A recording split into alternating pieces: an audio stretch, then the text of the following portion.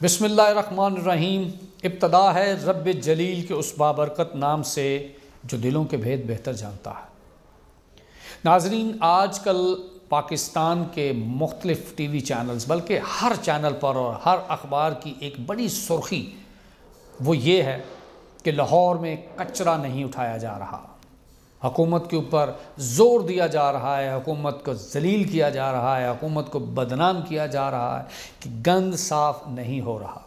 15 की डेडलाइन थी, 15 गुजर गई, 16 गुजर गई, लेकिन गंद वहीं का वहीं पड़ा हुआ है। इल्ज़ाम लगाना बड़ा आसान होता है, तनकीद करना बड़ा आसान होता है, किसी की तजलील करना बड़ा आसान होता है। कभी हमने ये सोचा कि ये गंद डालता कौन है? क्या चीफ मिनिस्टर ख़ुद अपने घर का गंद ला के पूरे शहर की नुक्करों पे फेंकता है?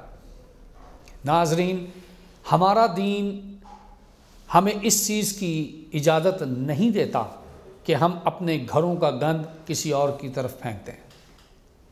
सफाई निस्फ ईमान है, ऐसा मानना है हमारा, और ये हकीकत है कि सफाई निस्फ ईमान है।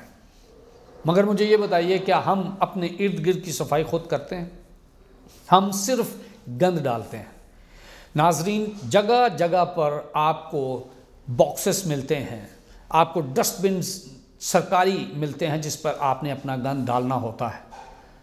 हर गली में, हर मोहल्ले में कोई ना कोई बंदा आता है जो सफाई करता है और सबका गंद अपने साथ लेकर जाता है और एक मखसूस जगह पर वो जाके उसको डिलीवर करता है।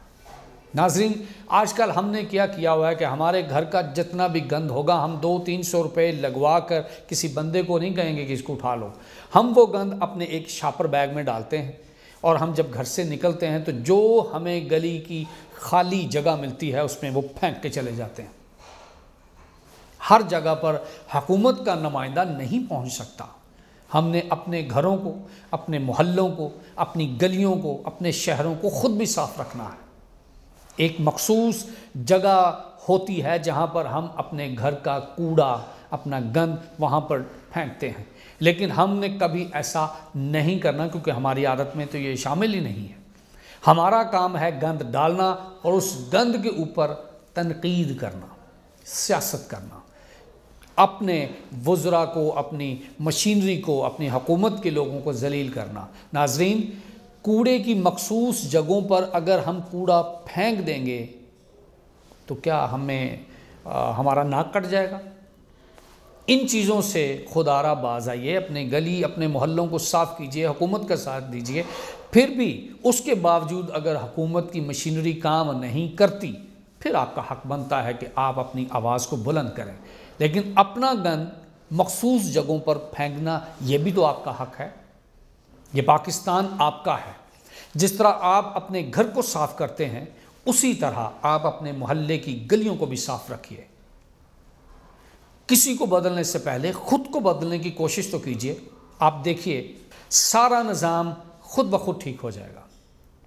तनकीद करना अच्छी बात है, लेकिन तनकीद अगर ज़्यादती की तरफ चली जाए वो ठीक नहीं होती।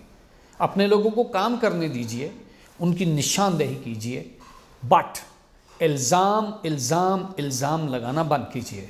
आप ख़ुद से अगर अपना एहतसाब करेंगे तो आपको ख़ुद पता चलेगा कि आप ख़ुद कितनी गलतियां करते हैं, कितनी नाइंसाफ़ी करते हैं। आप अगर एक शापर में अपने घर का कूड़ा उठाकर किसी मखसूस जगह पर रख आएंगे, कितना टाइम लगता है इसको?